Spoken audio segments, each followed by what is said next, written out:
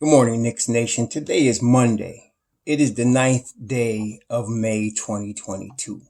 I hope that you had a great weekend, and I hope that you and your family are healthy and safe today, and that the needs of you and your family in terms of food, shelter, clothing, as well as health are being met today.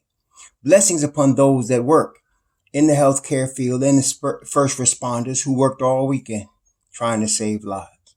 Blessings upon those that pick up garbage for us, keep streets, sidewalks, and parks clean. And those that make deliveries for our convenience so that food is available to us at all times.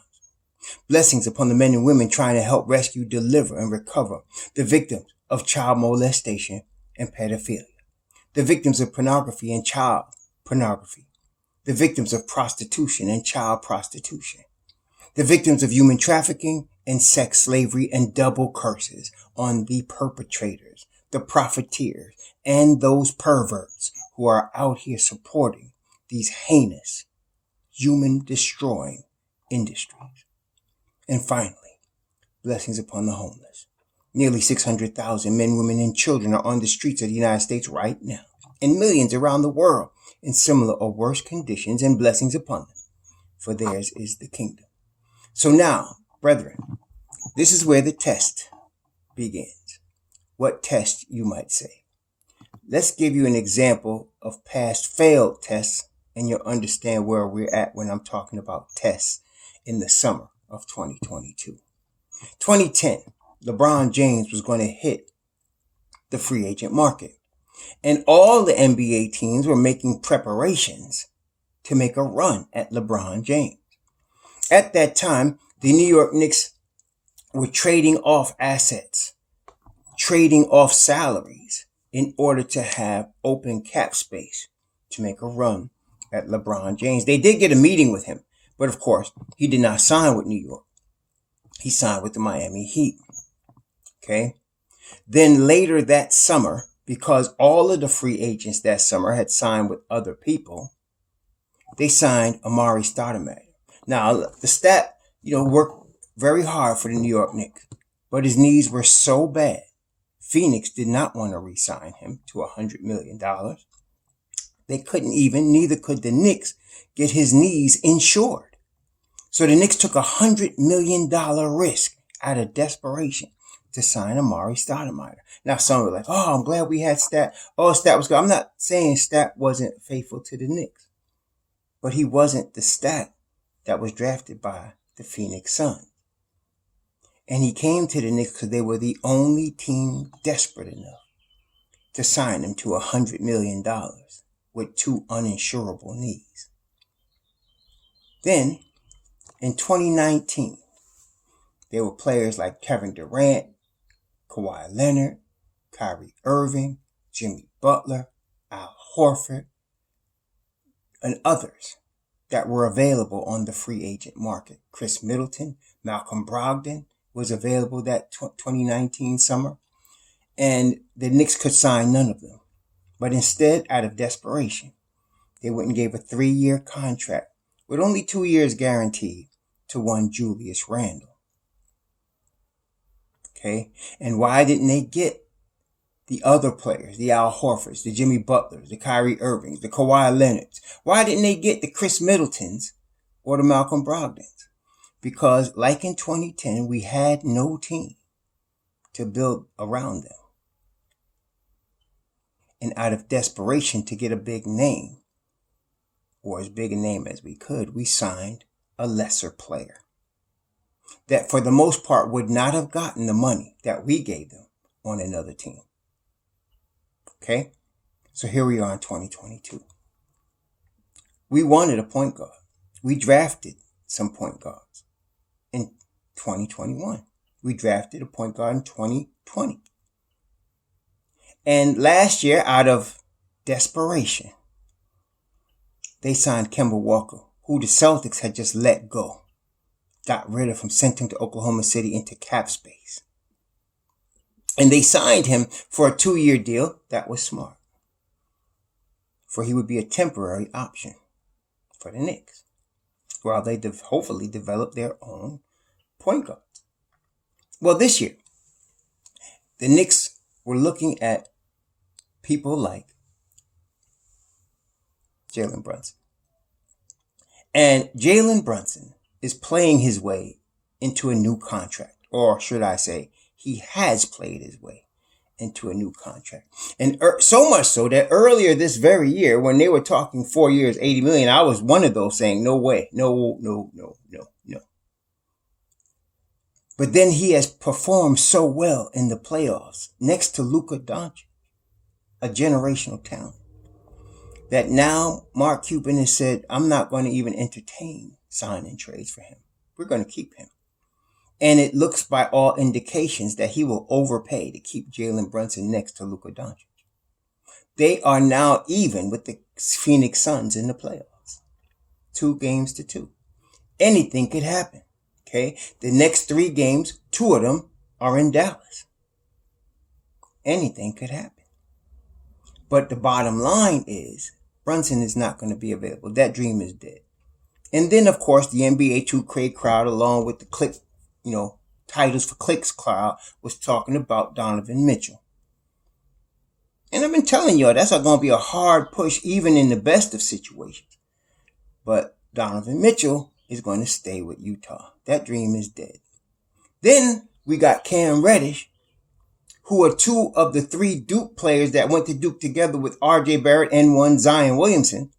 Zion didn't play for New Orleans this year and didn't even work out or rehab his foot in New Orleans for most of the season, giving an indication that he may not sign an extension with New Orleans. But New Orleans played so well to close out this season with what they had and pushed in the playoffs with what they had that Zion was so hyped, he stated, I cannot wait to sign an extension with the Pelicans. So that dream is dead. So now, off the table pretty much right now are Jalen Brunson, Zion Williamson, and Donovan Mitchell. None of them coming to New York. I told y'all that last week. Let's be real. Some of y'all still holding out hope and lighting them candles. Jalen Brunson might still come. And with Jalen Brunson, in all fairness, it's not because the Knicks don't have a team to build around him, because we do right now, especially at that level of player. But the real is he's on a team that's pushing the Phoenix Suns to the limit with his help. Okay? Why would he come to New York? Why would he do that? Especially if he's going to get his money in Dallas where he was drafted. Okay? So, and this is the thing. In spite of all I just said, there is a crew of people in Knicks Nation that have not been around for as long as some of us other Knicks Nation have been around. And y'all are new to this whole situation. So you're going to push for ridiculous things, that we who have experience in Knicks Nation know, like Tyus Jones. He ain't the answer. He's a backup point guard. Tyus Jones is a really good backup point guard.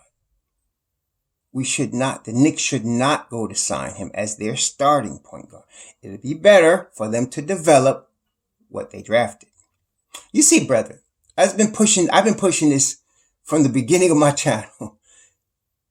One of the signs of long-term sustainable winning and organizations that are long-term sustainable winners is they value the players they picked. Let me say that again. They place high value on the players they picked because they want to develop the players in their culture, in their system. They don't just trade away players that they picked. Somebody came up with a trade for Bam Adebayo. Obviously an NBA 2K addict. Obviously. Why would not Miami do any trade with New York, with Mitchell Robinson or anybody else? Because they drafted Bam Adebayo. They developed him and they signed him long term. See, some of y'all that are new to this game don't understand that. But those of us who are in Knicks Nation and been in Knicks Nation for a few decades, we have an understanding of that. Okay? Of the value of developing a culture where you value the guys that you drafted. Now, somebody mentioned Frank Ntilikina to me, trying to, some of y'all, I think, some of y'all are honestly sad in your lives and you have to be negative at some point and that gets you happy. Okay, go get happy then. And you try to equate my love of Frank Ntilikina for my love of Deuce McBride. Let me help you. When Frank Ntilikina was let go, he was let go by Leon Rose and Tom Thibodeau. He was not drafted by those guys. Deuce McBride was drafted by Leon Rose and Tom Thibodeau. This is a different situation. Frank was drafted by Phil Jackson. Remember him? No, you may not. But that's the whole point. It's a different regime and a different culture. Now we have a new regime and a developing culture. So this is the test. Will the Knicks, out of desperation, search for a Tyus Jones? Or will they just go with the guys they drafted? This is the test right here. I believe they're going to pass the test. They're not going to fail the test and try to throw money at a Tyus Jones, a backup point guard, to try to save the Knicks. We need to develop the pieces, we being the Knicks, and I think most of y'all veterans of Knicks Nation will understand, and some of the wise ones among your youth will understand, we need to develop what we drafted and see what we have. And by developing what we drafted, look, Jalen Brunson was drafted by the Dallas Mavericks, and he developed under the Dallas Mavericks, and he's going to re-sign with the Dallas Mavericks. Donovan Mitchell was drafted by the Utah Jazz when 15 teams passed on him or 14 teams passed on him. And he became a superstar with the Utah Jazz. And so he re-signed a huge $180 million deal with the Utah Jazz. This is the trend that's going on today. Players that are drafted and developed by the teams that drafted them generally want to stay with those teams because they're in a system that the management's the same, they're stable, and they can see a future. They can be part of something. They can compete in the future. See, not everybody's Kevin Durant. Well, he was drafted along with Westbrook by Oklahoma and Harden and had a 3-1 lead on the Golden State Warriors before he choked, and then decided to join the Warriors, who were already stacked, who had already set an NBA record for wins in the season without him, to try to get a ring. Not everybody's like that. Some players are competitive in that they want to help a team win with their talent. And generally when they are drafted, that's the norm is when they drafted these days, those teams value who they draft and are trying to develop them. We have never done that in New York since we had Walt Frazier. We developed him. Him with Willis Reed, Dean Memminger, and them. That's the last time we really built a team with guys we developed. We drafted a Patrick Ewing, and we never really developed around Patrick Ewing. We never did. We were trying to trade our way to a championship around Patrick Ewing. Whereas we lost to the Houston Rockets, who had drafted Akeem Olajuwon and developed players around him. We lost in 99 to the San Antonio Spurs, who had drafted Tim Duncan and developed players around him. Hopefully we'll learn and we won't go out chasing a Tyus Jones this season. But instead, we turn to Emmanuel Quickley, Deuce McBride, and remember Roku Jokubitis? Guys that the Knicks drafted after they scouted them. And we spent this season developing both IQ and Deuce in the G League and IQ in his second year.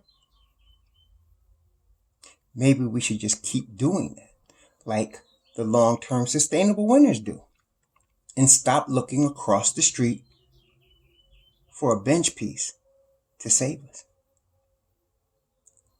Now, speaking of that, the Memphis Grizzlies. I know y'all are hyped because they got beat badly. They got beat down this weekend by Golden State. I think they lost by like 30. But I ain't counting them out yet. See, I don't just change my mind because of one loss. I don't just decide, oh my God, they got beat so bad, there's no way they can win. I'm not saying it's a shoo-in, but I did say Memphis in 7. Now, admittedly, this next game is a big game for the Memphis Grizzlies. There's no doubt. It's a big game for Memphis. I mean, yeah, hopefully now Adams played 6 minutes in the last game against the Warriors. Xavier Tillman played 22 minutes. Hopefully Adams, obviously he's been out. Hopefully he can be back strong, ready to go in this fourth. I've picked him as the key piece here for Memphis. I know Morant apparently hurt his knee a little bit, but Morant's a tough kid. He's going to be back. So I'm still rooting for Memphis to beat the Warriors in 7. Jordan Poole is tremendous. I mean, really, I can't sleep on Jordan Poole.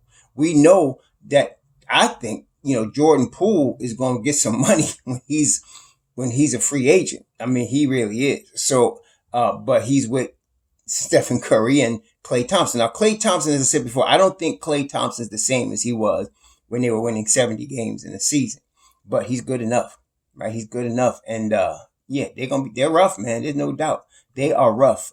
So I can't sleep on them, but I'm still pushing for my Grizzlies. Because the Grizzlies remind me of us. That's why they're a young team with a young stud in their game. And they got Jaren Jackson, they drafted Xavier Tillman, Zaire Williams, Desmond Bain, all those guys they drafted, Brandon Clark, so I'm really trying to root for that team that's reminding me of my squad. And so, yeah, they're young and, they're not going to win no championship this year, but I want them to beat the Warriors in 7. So this is a big game coming up. It's a must win. This next game, I think it's tonight. They play against Warriors. I think it's tonight. Yes, I think it's tonight at 10 o'clock.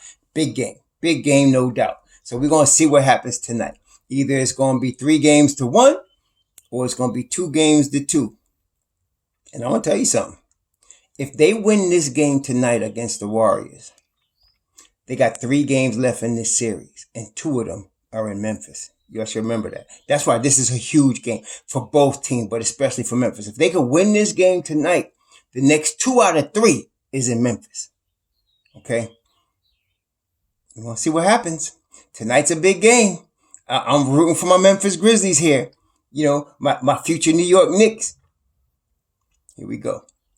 But forget the Tyus Jones situation. I know everybody's going to be, that's the next group of young heads that have too big of platforms for their knowledge and are trying to tell you to go get somebody that's a backup when you already got your crew. Okay? There's nobody in the draft that's a point guard we need. We got what we need. Okay? If you want to get somebody, keep Derrick Rose. You got a backup. Okay? So, anywho, please enjoy your Monday. Happy Monday. Be safe out there, Knicks Nation. Sure.